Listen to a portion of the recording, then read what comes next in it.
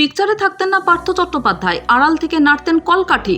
আদালতে তাঁর কীর্তি বিস্তারিত জানালো সিবিআই। তাদের দাবি, কাকে কোন পদে নিয়োগ করা হবে, কাকে কোন পদ থেকে সরিয়ে দেওয়া হবে পার্থই ঠিক করতেন।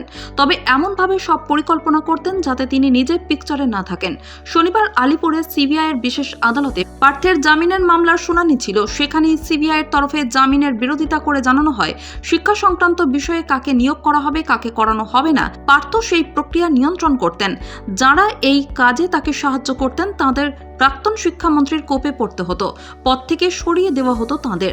সিবিআই জানিয়েছে, পার্থ নিজের বাড়িতে বৈঠক করে অনেককে পদত্যাগ করতে বাধ্য করেছেন।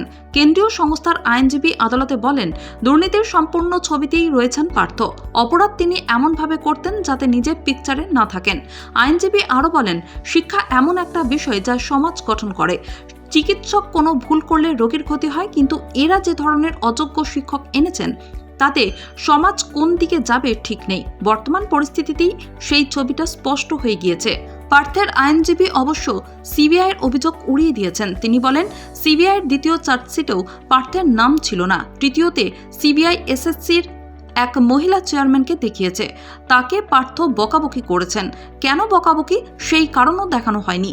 পার্থ যাঁদের সরিয়েছেন বলে সিবিআই দাবি করেছে, পরে তাঁদেরই বাক কমিটির রিপোর্টে বা খোদ সিবিআইয়ের চার্জশিটে অভিযুক্ত হিসেবে দেখানো হয়েছে বলে জানান পার্থের আইনজীবী। এ বিষয়ে সম্পূর্ণ চার্জশিট এখনও সিবিআই দেয়নি বলে জানান তিনি।